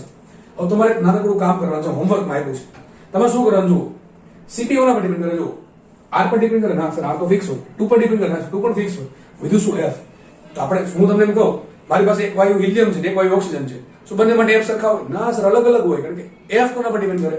વાયુના પ્રકાર પર. એક પરમાણુય છે, દ્વિપરમાણુય છે, બહુપરમાણુય છે. તો તમારે એક નાનકડું કામ કરવાનું છે હોમવર્કમાં. તમારે આવું કોષ્ટક બનાવવાનું કે એક પરમાણુય વાયુ બરાબર ક્યાં બનાવશું? જગ્યા નથી ક્યાંય પર. એક કામ કરજો, આવું બનાવજો તમે કે ભાઈ લખવાનું એક પરમાણુય વાયુ. એક પરમાણુ માટે F કેટલા હોય? 3 હોય. કેટલા હોય? 3 બરાબર ને? એક પરમાણુ એના માટે F કેટલા હોય? 3. આવું લખવાનું. એક પરમાણુ વાયુ નીચે લખવાનું 1 = 3. ચલો એના માટે CV બરાબર શું આવશે? વિચારો એક પરમાણુ વાયુ માટે CV બરાબર શું આવે? 3R/2. શું આવે? F બરાબર 3 મૂકી દેવાનું. શું આવશે? 3R/2. ચલો એક પરમાણુ માટે સીપી શું આવે? એક કેટલા મૂકો? 3 મૂકો. 3 ને 2 5. 5r/2 કેટલા આવે? 5r/2. એના માટે ગેમા કેટલા આવશે? ગેમા કેટલા આવશે વિચારો. એના માટે ગેમા 5/3 કેટલા આવે? એક કામ કરશું, હું એક આ ભૂસી આ પતી જાય પછી નવા બોર્ડમાં લખી દઉં છું. ચલો પછી તમે બનાવો દ્વિપરમાણુ આવે માટે. દ્વિપરમાણુમાં પાછા બે કેસ આવશે, નીચું તાપમાન ઊંચું તાપમાન. એના માટે સીપી સીવી ને ગેમા કેટલા આવે? એક કામ કરશું, તમને હમણાં લખીને સમજાવું છું. પછી લખશું બહુ પરમાણુ. બરાબર. હવે આપણે આગળ વધીએ. અહીં મોસ્ટ એમપી સવાલ જે દાખલા પૂછે છે, ખાસ કરીને જી માટે તો મોસ્ટ એમપી. આ ચેપ્ટર માંથી જી માટે સૌથી આઈએમપી હોય તો આટલો ભાગ છે, અને એકદમ નાનકડો એકદમ ઈઝી ભાગ છે. હવે આ લોકો શું કરે? દાખલા આવા પૂછે કે એક વાયુ ઓક્સિજન છે, એક વાયુ હિલિયમ છે. બરાબર, આવું કહેશે. એક વાયુ ઓક્સિજન છે, એક વાયુ હિલિયમ છે. ઓક્સિજન ધારો કે મોલ 3 મોલ છે અને હિલિયમના મોલ છે 5 મોલ. તો બેને મિક્સ કરી નાખ્યા, હિલિયમ ને અને ઓક્સિજન ને મિક્સ કરી નાખ્યા. હવે તમને એમ કે આ પાત્ર જે મિશ્રણ બન્યું એના માટે સીપી કેટલું, આ જે મિશ્રણ બન્યું એના માટે સીવી કેટલું, આ જે મિશ્રણ બન્યું એના માટે ગેમા કેટલું. તો ડાયરેક્ટ સૂત્ર છે, મગજમાં રાખવાના છે. સિમ્પલ, આવું બહુ ઈઝી છે. શું કીધું? તો અહીં લખ્યું છે ટાઇટલ, વાયુઓના મિશ્રણ માટે સીપી સીવી ગેમા. વાયુનું જે મિશ્રણ છે એના માટે સીપી સીવી ગેમા. આપણને ખબર છે મિશ્રણમાં શું જરૂર છે કે બે વાયુ જ હોય. ના સર, 2 હોઈ શકે, 3 હોઈ શકે, 4 હોઈ શકે, 5 હોઈ શકે, 10 હોઈ શકે, 15 હોઈ શકે. એટલે કે n વાયુ હોઈ શકે. કેટલા હોઈ શકે? n વાયુ. n કેટલા હોય? 2 અથવા 2 થી વધારે. એક વાયુ તો ન હોય તો મિશ્રણ કહેવાય નહીં એને. બરાબર. n કેટલા હોઈ શકે? 2 અથવા 2 થી વધારે. તો માનો કે કોઈ પાત્ર છે એમાં n વાયુ ભેગા કર્યા. કેટલા વાયુ ભેગા કર્યા? n વાયુ. n વાયુ કેવા કેવા છે? આપણે જો જે સીપીસીવી છે એ કોના પર ડિપેન્ડ કરે? કે એફ પર ડિપેન્ડ કરે. એટલે વાયુના પ્રકાર પર ડિપેન્ડ કરશે. ઓકે, તો જરૂરી નથી કે બધા વાયુ માટે સીપીસીવી સરખા જ હોય. માનો કે ઓક્સિજન માટે જેટલો સીપી હોય એટલો શું હિલિયમ માટે હશે? ના સર, અલગ અલગ હોય. એફ કોના સીપી કોના પર ડિપેન્ડ કરે? એફ પર ડિપેન્ડ કરે. હિલિયમ માટે f 3 હોય, ઓક્સિજન માટે f 5 કે 7 હોય. ઊંચું તાપમાન તો 7, નીચું તાપમાન તો 5. એટલે સીપીસીવી કોના પર ડિપેન્ડ કરશે? એફ પર ડિપેન્ડ કરશે. અને એફ કોના પર ડિપેન્ડ કરે? વાયુના પ્રકાર પર. એક પરમાણુય છે કે દ્વિપરમાણુય છે કે બહુપરમાણુય છે. ઓકે, તો હવે આપણે ભણીએ વાયુના મિશ્રણ માટે સીપીસીવી અને ગેમા. ટૂંકમાં મિશ્રણનો સીપી કેટલો, મિશ્રણનો સીવી કેટલો અને મિશ્રણનો ગેમા કેટલો. તો બહુ ઈઝી વસ્તુ. માનો કે એક પેલો વાયુ છે, એ વાયુના મોલ છે μ1 મોલ. અને વાયુ, માનો કે વાયુ માટે જે સીપી છે સીપી1 અને વાયુ માટે સીવી છે સીવી1 છે. દાખલો કરશું તો તમને આઈડિયા આવી જશે. માનો કે બીજો વાયુ છે, એ બીજા વાયુના મોલ છે μ2. એ વાયુ માટે સીપી છે સીપી2 અને બીજા એ વાયુ માટે સીવી છે સીવી2. આ પ્રમાણે ત્રીજો વાયુ છે, એના માટે મોલ છે μ3 મોલ, એના માટે સીપી3 અને સીવી3 છે. આ પ્રમાણે કરતા ચોથો વાયુ, પાંચમો, ધારો કે n વાયુ છે, તો જે nમો વાયુ છે એના મોલ છે μn મોલ. ધારો કે એનું સીપી છે સીપીn અને બીજાનું એનું સીવી છે સીવીન. આ બધાને ભેગા કરી નાખ્યા. તો જે કરો વાયુનો કુલ જથ્થો કેટલો હશે? તો પહેલાનો ધારો કે 3 મોલ છે, બીજાના 5 મોલ, ત્રીજાના 10 મોલ, ચોથાના 15 મોલ. તો શું કરવાનો? મોલનો સરવાળો. મને શું મળે? કુલ જથ્થો મળે. તો વાયુનો કુલ જથ્થો શું આવશે? μ બરાબર μ1 + μ2 + μ3 ડોટ ડોટ ડોટ μn સુધી આવશે. હવે તમારે આ કામનું છે. વાયુનો સીપી કેટલો? તો બહુ સૂત્ર ઈઝી છે. બરાબર છે, સાબિતી કઈ જરૂર નથી. આમ તો Q પરથી સાબિત થાય, Q1 + Q2. ટૂંકમાં એની ઉર્જાનો સરવાળો કરીને આરામથી સાબિત થશે. મેં સિમ્પલ લખી નાખ્યું છે અહીંયા. તો કે લગભગ કદાચ મેં આમાં સાબિતી આપી હોઈ શકે, કદાચ, મને આઈડિયા નથી, પણ લગભગ સાબિતી આપીને મને ખબર પણ સિમ્પલ સાબિતી છે ભાઈ આની. ઉષ્માનો સરવાળો કરશો ને ઓટોમેટિક સૂત્ર આવી જશે. તમારે સૂત્ર યાદ રાખવાનું છે કે વાયુના મિશ્રણનું સીપી શું આવશે? તો μ1 CP1 + μ2 CP2. ટૂંકમાં શું કરવાનું? વાયુના મોલ ગુણ્યા એના સીપી નો ગુણાકાર, પછી પ્લસ કરવાનું. બીજા વાયુના મોલ એનો સીપી નો ગુણાકાર પ્લસ ત્રીજા વાયુના મોલ એનો સીપી નો ગુણાકાર. તો આપણે કરતા કરતા μ1 CP1 + μ2 CP2 + ડોટ ડોટ કેટલા વાયુ છે? n વાયુ. શું છે? μn CP. ભાંગ્યા શું છે? વિચારો, અહીંયા સીપી છે, ઉપર મોલ ગુણ્યા સીપી. મોલ વડે ભાંગવા પડે તો જ એકમ સેટ થાય. તો એકમ બધી સૂત્ર થઈ જાય. સીપી બરાબર શું આવે? μ1 CP1 + μ2 CP2 + dot dot μn CPn ભાંગ્યા μ1 + μ2 + ડોટ ડોટ μn. આટલું કરો શું મને મળે? મિશ્રણનો સીપી મળે. શું મળે? મિશ્રણનો સીપી. દાખલો હમણાં ગણીએ છીએ થોડા સમય પછી. બરાબર, પછી એટલે હવે આપણે ભણીએ મિશ્રણનો સીવી કેટલો. તો મિશ્રણના સીવી માટે શું કરવાનું? તો સિમ્પલ, જેમ આપણે સીપી માં કર્યું એવું જ સીવી માં કરવાનું. શું સૂત્ર શું આવશે? સીવી બરાબર μ1 CV1 + સીપી છે CV1 એ સીવી છે, તો μ1 CV1 + μ2 CV2 + dot dot μn CVn ના છેદમાં μ1 + μ2 + ડોટ ડોટ μn. આ પેલા આપણે દ્રવ્યમાન કેન્દ્રમાં સૂત્ર આવે ને, m1r1 + m2r2 + m3r3 છેદમાં m1 + m. એના જેવું સૂત્ર બેઠું છે. બરાબર છે. તો કે આ સૂત્ર કેથી સાબિત કર્યું? આપણે ઉષ્માનો સરવાળો કરીને. ઓકે, હવે આપણે આ શું છે? મિશ્રણ માટે સીપી. આ છે મિશ્રણ માટે સીવી. હવે આપણે ભણીએ મિશ્રણ માટે ગેમા. તો ગેમા કોને કહેવાય? મિશ્રણનું ગેમા બરાબર શું આવશે? મિશ્રણનું સીપી ભાગ્યા મિશ્રણનું સીવી. તો બહુ ઈઝી. તો મિશ્રણનું સીપી આટલું છે, મિશ્રણનું સીવી આટલું છે. વિચારો, બેનો ભાગાકાર કરવો છે તો વચ્ચે મોટી ભાગાકાર નિશાની કરી નાખીએ આપણે. હવે જો બેનો છેદ કેવો સરખો, છેદ તો ઉડી જશે. તો સૂત્ર આવું સિમ્પલ, બહુ સૂત્ર આવી જશે કે મિશ્રણ માટે ગેમા શું હોય? તો મિશ્રણનું સીપી છેદમાં મિશ્રણનું સીવી. તો ગેમા બરાબર શું આવશે? ઉપરનો અંશ ભાગ્યા આનો અંશ. તો શું આવશે? μ1 CP1 + μ2 CP2 + dot dot dot μn CPn ના છેદમાં શું આવશે? μ1 CV1 + μ2 CV2 + dot dot μn CVn. તો આ મને મળી ગયું મિશ્રણનો ગેમા, આ મળી ગયું મિશ્રણનું સીવી, આ મળી ગયું મિશ્રણનું સીપી. મિશ્રણનું સીપી ભાગ્યા મિશ્રણનું સીવી બરાબર શું આવશે? મિશ્રણ માટે ગેમા. Most MP questions for JEE and NEET both of the examination. બરાબર, બંનેમાં રિપીટેડ ક્વેશ્ચન આના હોય જ છે. જી માં તો પાક્કો ક્વેશ્ચન હશે નસક્ત. બરાબર છે. તો આપણે અહીંયા પૂરું કરી દે થિયરી પાર્ટ. હવે આપણે છે ને આ ભાગ નાનો પણ બાકી છે, પછી આપણે દાખલા ગણિતના ચેપ્ટરને પૂર્ણ વિરામ આપીએ. બરાબર, ઓકે ચલો. આટલું તમે વ્યવસ્થિત લખી નાખો, અથવા હું આને એક સ્ક્રીનશોટ પાડીને તમને એક ઇમેજ પાડીને હું તમને કોમેન્ટમાં મૂકી દઈશ, જેથી તમે ડાઉનલોડ કરી શકો. બરાબર, ઓકે ચલો. તો આપણે આગળ વધીએ. તો આપણે હમણાં જે થિયરી ભણ્યા છીએ, જે સાબિત કર્યું છે, એનો આપણે દાખલા ગણીએ અને યુટિલાઇઝ કેમ કરવી એને સમજીએ આપણે. ચલો, તો જુઓ તમે, મેં તમને કીધું હતું આ તમને મારે હોમવર્કમાં આપવું હતું, પણ પછી મને થયું કે ભાઈ અમુક લોકોને ખબર નહીં પડે શું કરવાનું છે, એટલે મેં તમારા માટે લખી નાખ્યું છે. આપણે હમણાં ભણ્યા કે સીવી બરાબર શું હોય? FR/2. સીપી શું હોય? R કાઉન્સમાં 2 + F/2. અને ગેમા શું હોય? બેનો ભાગાકાર સીપી ભાગ્યા સીવી. સૂત્ર શું છે? 2 + F/F. શું છે? 2 + F/F. હવે આપણે આની આગળના લેક્ચરમાં જોયો હતો કે એ હવે આપણને ખબર પડી કે સીપી, સીવી અને ગેમા ત્રણે કોના પર ડિપેન્ડ કરે? F પર. તો મારી પાસે જો F ની વેલ્યુ આવી જાય તો મને સીપી, સીવી અને ગેમા ત્રણેય મળી જાય. પણ આપણને ખબર છે કે F ની જે છે મુક્તતાના અંશ કોના પર ડિપેન્ડ કરે? વાયુના પ્રકાર પર. કયો વાયુ છે? એક પરમાણુય, દ્વિપરમાણુય, એમાં પછી ઊંચું તાપમાન, નીચું તાપમાન અને બહુપરમાણુય કે ત્રિપરમાણુય. ટૂંકમાં બહુપરમાણુય કયો વાયુ છે એના પર ડિપેન્ડ કરે. તો મેં 1 by 1 બધા માટે લખી જ નાખ્યું છે. તો આપણે એટલી ખબર છે કે એક પરમાણુય વાયુઓ છે, એક પરમાણુય વાયુ. એને એક્ઝામ્પલ શું હોય? હિલિયમ હોય, આર્ગોન, ઝેનોન, આ બધા વાયુઓ એક પરમાણુય છે. ટૂંકમાં સિંગલ એનો જે મોલેક્યુલ છે બરાબર એ અસ્તિત્વ ધરાવતો હોય તો એક પરમાણુય વાયુ. તો એના શું છે? એના માટે મુક્તના અંશ 3 છે, આપણને ખબર છે. રેખીય ગતિના 3 હોય, ચા ગતિના 0, કંપનના 0, એટલે કુલ કેટલા આવે? 3 આવશે. તો એક કામ કરીએ, F ની કિંમત દશામાં ખાલી મૂકવાની છે, એટલે તમને શું મળે? એક પરમાણુય વાયુ કોઈ પણ હોય, પછી હિલિયમ હોય, આર્ગોન હોય, ઝેનોન હોય, કોઈ પણ આ કોઈ પણ એક પરમાણુય વાયુ લાગુ પડે. ટૂંકમાં પ્રશ્ન આવો થાય કે હિલિયમ હોય, આર્ગોન હોય, બે માટે સીપી સરખા, સીવી સરખા? હા, સરખા. કારણ શું? બે એક પરમાણુય વાયુ છે. પણ પ્રશ્ન આવો હોય કે હિલિયમ છે અને ઓક્સિજન છે, બે માટે સીપી સરખા? ના, સરખા નથી. કેમ? એક પરમાણુય છે, દ્વિપરમાણુય છે, એટલા માટે. માનો કે કોઈ વાયુ એક પરમાણુય છે, તેના માટે F કેટલા? 3 હશે. તો બસ F બરાબર 3 માં 3 મૂકી દો તો શું આવશે? સીવી બરાબર 3R/2. પછી અહીં 3 મૂકો તો 2 એમને 2 + 3 એટલે 5/2. એક વસ્તુને શોર્ટકટમાં શીખવાડું કે સીવી માંથી ડાયરેક્ટ સીપી કેમ લખવું, તો એક ખબર પડે. તમે જુઓ અહીંયા F છે, સોરી અહીંયા R/2 છે, અહીંયા R/2 છે. તો સીપી માંથી સીવી માંથી સીપી જાવ શું કરવું પડે? F+2 દેખાય ને? F+2. અહીંયા R છે, અહીંયા R છે, ભાગ્યા 2 અહીંયા ભાગ્યા 2. અહીંયા F છે જગ્યાએ F+2 છે. મતલબ ખબર પડી કે તમને આ જે F છે એ 2 વધારી દો તો તમને શું મળે? સીપી મળે. અહીં 3 છે તો શું આવે? 5 આવે. એ તમે પ્રેક્ટિસ કરશો તમને આઈડિયા આવી જશે. તો એક પરમાણુય વાયુ માટે સીવી કેટલા હોય? મગજ મારો જો બહુ એમપી છે, એટલે ગોખવા નથી, સમજવાનું છે. એક પરમાણુય વાયુ માટે સીવી કેટલા હશે? 3R/2. સીપી કેટલા હશે? 2 નાખો, 5R/2. અને ગેમા શું હોય? બેનો ભાગાકાર, તો 5/3. શું આવશે? 5/3. 5/3 કરો લગભગ આવશે આન્સર 1.66666. એટલે આપણે લગભગ લઈએ 1.67 મેક્સિમમ. યાદ રાખજો, પ્રશ્ન પૂછાય કે નીચેનામાંથી કયા વાયુ માટે ગેમા સૌથી વધારે? શું આન્સર આવે? એક પરમાણુ વાયુ. આને જ કેમ મેક્સિમમ? કારણ કે એનું સીપી મોટું, સીવી એ પ્રમાણે છે. બરાબર છે. બાકીના જોશું કેટલો આંકડો આવે છે, ગોખવા નથી જરૂર, આ ખબર પડી જશે કેમ મેક્સિમમ આવ્યું. બરાબર, ઓકે ચલો. તો તમને ખબર પડી ગઈ કે ભાઈ અલગ અલગ વાયુ માટે સીપી, સીવી અને ગેમા કઈ રીતે મળે? F ની વેલ્યુ નક્કી કરીને F ની કિંમત નક્કી કરો અને ત્રણેય સૂત્રમાં મૂકો, તમને સીપી, સીવી ને ગેમા મળશે. ચલો આપણે આગળ વધીએ. દ્વિપરમાણુય વાયુ. દ્વિપરમાણુય વાયુનો આપણને એક્ઝામ્પલ ખબર છે, H2O2 N2 CO. હા, કાર્બન મોનોક્સાઇડ પણ દ્વિપરમાણુય વાયુ જ કહેવાય. ચલો, એમાં આપણને ખબર છે 2 કેસ પડશે, ઊંચું તાપમાન અને રિજિડ રોટેટર. અને બીજો કેસ પડશે ઊંચું તાપમાન, સોરી ફરીથી બોલું છું, એક કેસ પડશે નીચું તાપમાન અથવા રિજિડ રોટેટર, અને બીજો કેસ પડશે ઊંચું તાપમાન, હાઈ ટેમ્પરેચર. બરાબર, તો આપણે ખબર છે કે નીચું તાપમાન હોય અથવા અણુ જે છે એ રિજિડ રોટેટર હોય તેના માટે F કેટલા? 5 આવશે. કેટલા આવશે? 5 આવશે. તો કામ કરે એમાં F5 મૂકો તો સીવી બરાબર શું છે? 5R/2.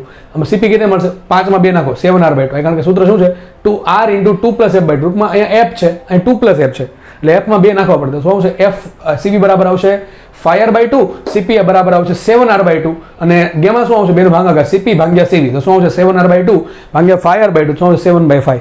2 વડે ગુણો, 2 વડે ભાંગો, શું આવશે? 14/10. કેટલો ગેમા આવશે? 1.4. તો જો અહીંયા ગેમા કેટલો હતો? 1.67. અહીંયા કેટલો ગેમા છે? 1.4. તો ઘટ્યો કે નહીં? ઘટ્યો છે. ઓકે ચલો, હવે આપણે દ્વિપરમાણુયમાં બીજો કેસ લઈએ, ઊંચું તાપમાન.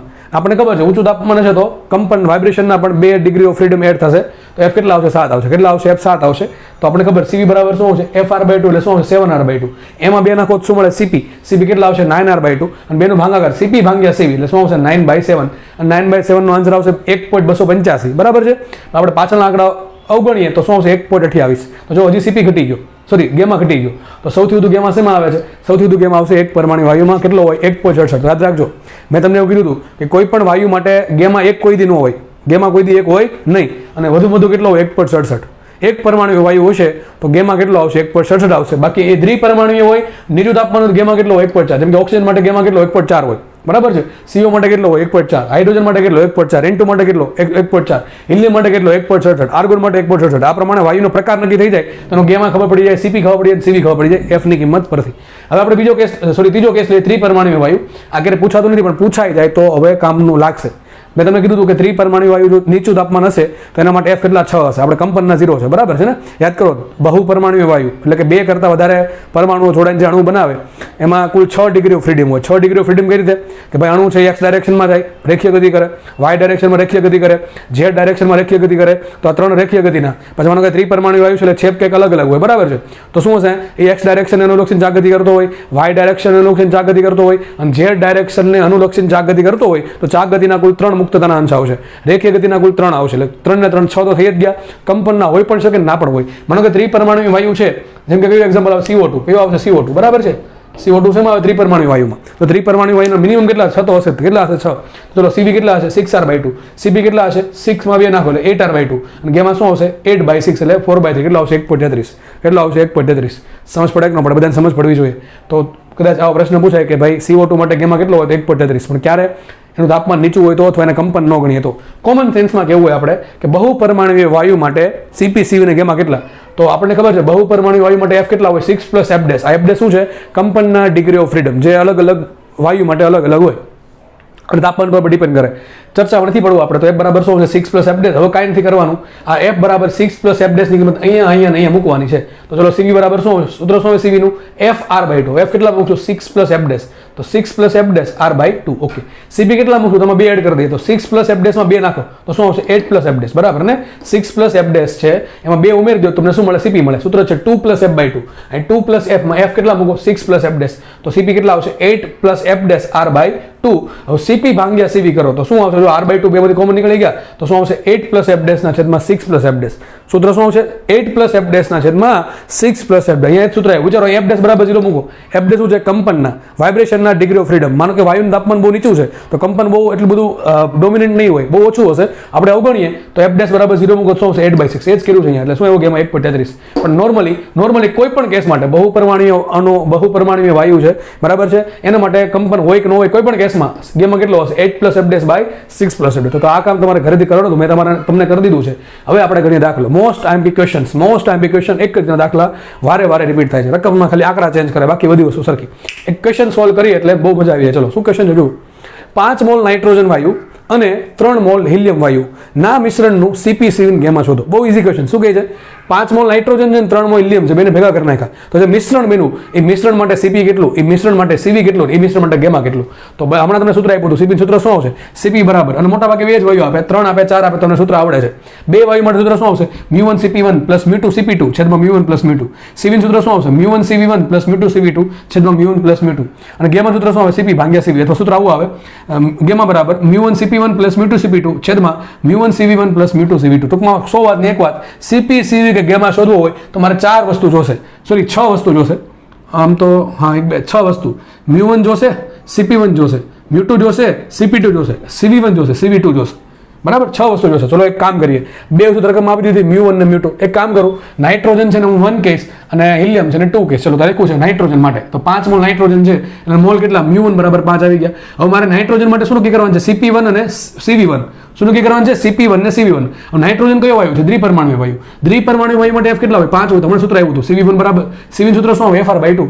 એમાં કેટલા મૂકશું 5. આજ ભાઈ લાગુ પડશે આજ. નાઇટ્રોજન ક્યાં અહીંયા દ્વિપરમાણુમાં આવે, એના માટે CV કેટલું હોય 5R/2, CP કેટલું હોય 7R/2. તો આપણે લખવું છે CV1, આ 1 કોનામાં છે નાઇટ્રોજન છે પહેલો નંબર, એટલે તો CV1 બરાબર શું આવશે 5R/2, CP1 શું આવશે 7R/2 અને μ1 કેટલા આવશે 5. ઘણા ગેમા શોધી નાખે. અરે ગેમાની જરૂર નથી ભાઈ, બરાબર. સૂત્રમાં જરૂર કોની છે μ1 ની μ2 ની, CP1 ની CV1 ની, CP2 ની CV2 ની. ઓકે, તો આપણને CV1 મળી ગયા કેટલા 5R/2, નાઇટ્રોજન દ્વિપરમાણુ છે એટલે CP1 કેટલા મળ્યા 7R/2 અને μ1 કેટલા મળ્યા 5. બધી કિંમત આમાં મૂકી દેશું આપણે. હજી એક કામ કરીએ, કારણ કે હવે દાખલો ગણવા માટે CP2 અને CV2 ની કિંમત જરૂર પડશે. એ આપણને અહીંથી મળશે 3 મોલ હિલિયમ. હવે 3 મોલ હિલિયમ, એમાં હિલિયમ છે એ શબ્દ કયો છે, સોરી કયો વાયુ, એક પરમાણુ તો લખો અહીંયા એક પરમાણુ વાયુ. એક પરમાણુ વાયુ માટે F કેટલા 3 હોય તો CV2, જો CV2 આ 2 શેના માટે છે હિલિયમ માટે છે, અને આપણે 1 નંબર આપ્યો અને 2 નંબર આપી દીધી. એક કામ કરીએ લાઈન ડ્રો કરી દઉં. ઓકે ચલો, તો હિલિયમ માટે શું આવશે વિચારો, CV2. તો હિલિયમ એક પરમાણુ વાયુ, એક પરમાણુ વાયુ માટે CV કેટલા 3r/2, CP કેટલા 5r/2, તે જ લખ્યું છે. CV2 શું છે 3r/2, CP2 શું છે 5r/2, અને મોલ કેટલા આપ્યા 3 આપ્યા. કેટલા આપ્યા મોલ 3 આપ્યા. બધી વસ્તુ મળી ગઈ 1 2 3 4 5 6. ચલો આપણે મૂકીએ કિંમત આમાં કિંમત મૂકીએ તો મિશ્રણનો CP શું હોય સૂત્રમાં કિંમત મૂકીએ. બસ જો કેટલી દાખલી છે દાખલા તમારે શું કરવાનું ખબર છે, 4 વસ્તુ શોધવાનું રહેશે. CV1 CP1 CV2 CP2. એ કોના પર ડિપેન્ડ કરશે, વાયુના પ્રકાર પર. કોના પર ડિપેન્ડ કરે, વાયુના પ્રકાર પર ડિપેન્ડ કરશે. ઓકે, તો આપણે દાખલો ગણીએ હવે. તો મિશ્રણ માટે CP સૂત્ર શું આવે, μ1 CP1 + μ2 CP2 છેદમાં μ1 + μ2. કામ કરીએ, μ1 કેટલા આપ્યા, તો μ1 આપણને આપ્યા 5 ગુણ્યા CP1 કેટલા આપ્યા 7r/2 પ્લસ એમને μ2 કેટલા આપ્યા, μ2 આપ્યા આપણને 3 ઇન્ટુ CP2 એટલે કેટલા આપ્યા 5r/2. કિંમત મૂકીને છેદમાં μ1 + μ2. μ1 છે 5 + 3 8, બરાબર છે. સાદુરૂપ સિમ્પલ આપ્યું છે, 7 × 35 અને 3 × 15. 35 ને 15 થશે 50, 50r ને 2 લીધા છેદમાં 8 × 2 16. તો 50r / 16, 2 વડે છેદ ઉડાડો શું હશે 25r/8. તો મતલબ ખબર પડી ગઈ આપણને કે મિશ્રણ માટે CP કેટલો હશે 25r/8. આ મિશ્રણનો CP આવ્યો. 5 મોલ નાઇટ્રોજન અને 3 મોલ હિલિયમ વાયુનું જે મિશ્રણ બનશે એ મિશ્રણનું તાપમાન તમારે 1 ડિગ્રી સેન્ટીગ્રેડ વધારવું હોય 1 મોલ જથ્થાનું, તો આટલી ઉષ્મા આપવી પડે એને અચલ દબાણે 25r/8 સોરી. આનો મિનિંગ આવો થાય. હવે આપણે શોધીએ CV. શું શોધીએ, મિશ્રણનું CV. તો મિશ્રણનો CV સૂત્ર શું હોય, μ1 CV1 + μ2 CV2 છેદમાં μ1 + μ2. તો μ1 મૂક્યા 5, CV1 મૂક્યા 5r/2 પ્લસ એમને μ2 મૂક્યા 3, CV2 મૂક્યા 3r/2 ભાગ્યા 5 + 3. સાદુરૂપ આપો તો શું આવશે, 5 × 5 = 25 અને 3 3 × 9 તો 25 9 થાય 34. તો 34r/2 ગુણ્યા 8, આ 2 છેદમાં કરી નાખાય 8 × 2 16. 2 વડે ઉડાડો છે તો શું આવે 17r/8. શું આન્સર આવે 17r/8. અને છેલ્લે આપણે મોસ્ટલી તમને એક જ પ્રશ્ન પૂછે, તો આ જ પૂછે વધારે દાખલો જે પૂછે ને તમને જીમાન નીટમાં એમાં આ બે નહીં પૂછે. ક્યારેક તમને આવું પૂછે ખાલી CP શોધો, ક્યારેક પૂછે CV શોધો, ક્યારેક મોટા ભાગે આ પૂછે ગેમા શોધો. આ દાખલામાં તમને ત્રણેય વસ્તુ શોધવાની નહીં પૂછે, તો મેં તમને જસ્ટ પૂછેલું છે, તમને આઈડિયા આવે કે દાખલો કેમ ગણવાનો. પણ દાખલામાં તમને કોઈ એક વસ્તુ પૂછે, કાં તો CP પૂછે, કાં CV પૂછે, અને કાં તો ગેમા પૂછે. 99.99% કેસમાં ગેમા જ પૂછશે. અને ગેમા પૂછે સૂત્ર શું આવે, આ છેદ ટૂંકમાં ઉડી જશે. μ1 ગેમા કોને કહેવાય, CP ભાગ્યા CV ને. હવે એના છેદ તોરખા છેદ ઉડી જશે તો ગેમા સૂત્ર શું આવે, μ1 CP1 + μ2 CP2 છેદમાં μ1 CV1 + μ2 CP2. ટૂંકમાં દાખલો એટલો તો હરકો જ છે. CP પૂછે, CV પૂછે, ગેમા પૂછે, આટલું તો ગણવું જ પડશે. બાકી પછી જે જેના સૂત્રમાં કિંમત મૂકવાની છે. અહીંયા ગેમાં આખું સૂત્ર આપણે મૂકવું નહીં પડે, કારણ કે શું CP ભાગ્યા CV કરો તો ગેમાં જ મળે, બરાબર. તો શું આવશે આન્સર 25r/8 અને 17r/8. r/8 ઉડી ગયા, શું વધે 25/17. આ જવાબ 25/17 આન્સર આવે. હવે અહીંયા છે ને CV ગણવાનો એક શોર્ટકટ છે. માનો તમે CP શોધી નાખ્યું કે મિશ્રણનું CP કેટલું છે 25r/8. આ CP CV છે કયા, મોલર છે. કયા છે, મોલર. આપણને ખબર છે કોઈ પણ પ્રક્રિયા હોય હંમેશા મિશ્રણ હોય કે એક વાયુ હોય 5 વાયુ હોય, હંમેશા સૂત્ર સાચું કયું, CP - CV = R. કોઈ સૂત્ર સાચું, CP - CV = R. માનો કે તમે પહેલા CP શોધી નાખ્યું છે તો તમને CV મળે કે ન મળે, સર આમે મળશે અને આમે મળશે. આ શોર્ટકટ છે. CV બરાબર શું લખાય, CV બરાબર લખાશે CP - R. હવે CP તમને મળી ગયા, મળી ગયા. કેટલા છે CP 25r/8. તો મૂકી દીધું અહીંયા CV = CP - R. તો CP મૂક્યા 25r/8. જો CP બહુ જરૂરી છે. ટૂંકમાં CP અને CV માંથી તમને કોઈ એક મળે તો બીજું તમે આ સૂત્ર મૂકીને નહીં શોધો તો ચાલશે. આ સૂત્ર મૂકશો તો ચાલશે. કયું સૂત્ર, CP - CV = R. તો આપણે કામ કરીએ, CP બરાબર શું મૂક્યા મેં, CP - R. CP કેટલા મૂક્યા 25r/8 -R 8 નો લસા લ્યો તો શું આવશે 25r - 8r. 25 માંથી 8 ગણો શું વધે 17. તો શું આન્સર આવશે, CV = 17r/8. એ જ આન્સર અહીંયા છે. તમે સૂત્ર મૂકીને CV ની કિંમત લાવો, અથવા સિમ્પલ સૂત્ર મૂક્યું CP - CV = R ની કિંમત લાવો તો પણ તમને દાખલો સોલ્વ થઈ જશે, બરાબર છે. ઘણા શું કરે, પહેલા CV શોધી નાખે તો કાંઈ નહીં, CV મળી ગયું તો CP મળી જશે આ સૂત્ર પરથી. અને આપ CP ન શોધો તો આ સૂત્ર મૂકીને CP શોધી શકો છો. ટૂંકમાં તમે કોઈ એક ઓપ્શન તમારી પાસે રહેશે, કા સૂત્ર મૂકો કા સૂત્ર મૂકો, તમને આન્સર આવશે, બરાબર છે. ઓકે, તો આપણે અહીંયા 2 દાખલા તમને મેં હોમવર્કમાં આપ્યા છે. જુઓ, એક દાખલો છે, ક્વેશ્ચન વાંચી નાખું છું. 7 મોલ ઊંચા તાપમાને H2. જો H2 છે દ્વિપરમાણુય છે, ઊંચું તાપમાન છે, મતલબ કે એના F કેટલા 7 હશે, તો ટૂંકમાં આ સૂત્ર યુઝ થશે. CV લેવાના 7r/2, CP લેવાના 9r/2, બરાબર છે. ટૂંકમાં તમે CV1 કહી દેજો અને કહી દેજો CP1. અને μ1 કેટલા આપ્યા 7 મોલ. હાઇડ્રોજનનું કામ ખેલ ખતમ થઈ ગયો. અને આગળ લખે છે 2 મોલ આર્ગોન. 2 મોલ આર્ગોન શેમાં આવે, એક પરમાણુ એમાં સૂત્ર બધા જ લાગુ પડતો. CV1 બરાબર સોરી CV2 આટલા આવશે, આજ CV2 આટલા, CP2 આટલા, અને μ કેટલા આવશે 2 મોલ આવશે, μ2, બરાબર છે. મિશ્રણ માટે CP CV ને ગેમા શોધવા છે. આરામથી તમારો આન્સર આવશે. અને આન્સર કોમેન્ટમાં લખી નાખો. મારી ચેનલ પર કોમેન્ટ અવેલેબલ હશે, એમાં લખો, બરાબર. ઈચ્છા થાય તો ઇટ્સ અપ ટુ યોર ચાહત, તમારી ચાહત જાગે તો. ઓકે, નેક્સ્ટ ક્વેશ્ચન સોલ્વ કરીએ. 4 મોલ હિલિયમ વાયુ અને 6 મોલ CO2. જો CO2 છે, CO2 શેમાં આવે, એક પરમાણુય, દ્વિપરમાણુય, બહુપરમાણુય. એટલે આપણે કહેવાય કયું એક્ઝેક્ટલી ત્રિપરમાણવીય. કયો કહેવાય? ત્રિપરમાણવીય. આગળ લખ્યા છે 4 મોલ હિલિયમ અને 6 મોલ CO2 વાયુનું મિશ્રણ ઓરડાના તાપમાને છે. ઓરડાના તાપમાન મતલબ કે નીચું તાપમાન. તો આપણને ખબર છે ત્રિપરમાણવીય વાયુ માટે અથવા બહુપરમાણવીય વાયુ માટે નીચા તાપમાને F કેટલા હોય? 6 હોય. કેટલા હોય? F 6 હોય. બરાબર છે. કેટલા હોય? F 6. તો તમારે અહીંયા શું આવશે? આને તમે શું કહેજો? 4 મોલને કહેજો μ1. હિલિયમ માટે CV1 આવશે કેટલા? CV1 3R/2, CP1 આવશે 5R/2, μ1 કેટલા આવશે? 4 મોલ આવશે. CO2 2 નંબર આપો તો CO2 માટે μ2 કેટલા આવ્યા? મોલ આવ્યા 6 મોલ. પછી શું લેવાનું? CV2 આવશે 6R/2, CP2 આવશે 8R/2. બધું મળી ગયું. આમાં કિંમત મૂકો. CP1 માં CV1, CP માં CV માં અને ગેમામાં. સોરી, અહીં ખાલી ગેમા જ પૂછ્યો છે. શું પૂછ્યું? ગેમા બરાબર શું આવે? સોરી, ગેમા બરાબર શું આવશે? μ1 CP1 પ્લસ μ2 CP2 છેદમાં μ1 CV1 પ્લસ μ2 CV2. આમાં CP અને CV શોધવાની જરૂર નથી. આ દાખલામાં CP CV અલગથી શોધવાની જરૂર છે નહીં. તમારે ખાલી કેવું મૂકી દેવું? ગેમા બરાબર μ1 CP1 પ્લસ μ2 CP2 છેદમાં μ1 CV1 પ્લસ μ2 CV2. ટૂંકમાં 1 2 3 4 વેલ્યુ નક્કી કરવાની છે. 1 કહી દેવું હિલિયમને અને 2 કહી દેવું કાર્બન ડાયોક્સાઇડને, CO2 ને. તમને એનો ગેમા મળી જશે. તો દાખલા આવા 100% આવડવા જોશે. રોકડા માર્ક 4 માર્ક છે. બરાબર છે. પણ લાંબા સમય સુધી પ્રોસેસ યાદ રહેવી જોઈએ. થશે એવું અત્યારે મજા આવશે દાખલા કરવાની, 1 મહિનો યાદ રહેશે. પછી કદાચ ધીમે ધીમે રિવિઝન નહીં કરો, ધીમે ધીમે ભૂલાતું જશે અને જે આવડે છે એ નહીં આવડે. બરાબર છે. થાય એવું જ્યારે તમે કોઈ ચેપ્ટર ભણતા હોય ત્યારે એમાં તમને સૌથી વધારે સમજ પડતી હોય, સૌથી વધારે દાખલા આવડતા હોય, પણ પછી બીજા 2-3 ચેપ્ટર ભણો તો જે ચેપ્ટર ભણાતા નહીં ભૂલી જાય છે ઘણા લોકો. આવું થાય છે અને આવું થશે તો માર્ક્સ નહીં આવે. હજી કહું છું, તમારે ગમે એટલી સારી મહેનત હશે પણ તમે ભૂલતા જશો, રિવિઝન નહીં કરો ને તો બહુ લોસમાં જશો. એના કરતાં બેટર છે જોવું જ નહીં કાંઈ, નીટ જ ના કરવું, જીદ ના કરવું, કંઈ ના કરવું, સિમ્પલ. એનું પરીક્ષા આપી દેવી. એ તો કંઈ ઓપ્શન નથી, એ તો કંઈ રસ્તો નથી. એના માટે સાયન્સ લીધું નથી આપણે કંઈક સાયન્સ સારી કોલેજમાં એડમિશન મળે, તમારા ડ્રીમ્સ તમારા પેરેન્ટ્સના પૂરા થાય એના માટે તમે સાયન્સ લીધું છે. બરાબર. તો ભાઈ રિવિઝન જરૂરી છે. એક શબ્દ બહુ જરૂરી છે, રિવિઝન. વિઝન છે પણ આગળ રી છે. રિવિઝન. એક વખત વિઝન કરી નાખ્યું છે, જોઈ લીધું છે અને પાછું રિવિઝન કરો. રિવિઝન કેળા કરો. હવે રિવિઝનમાં કેટલો સમય લાગે આપણા પાસે? શરૂઆતમાં વધારે વાર લાગે. ધીમે ધીમે એક ચેપ્ટર પકડો તો અડધી કલાકમાં સોલ્વ થઈ જાય આખું ચેપ્ટર. બરાબર. પેજ જ ફેરવવાના રહે કારણ કે એટલું બધું રિવિઝન કરવું હોય છે આપણે. તો રિવિઝન જરૂરી છે. બરાબર છે. ઓકે, ચલો.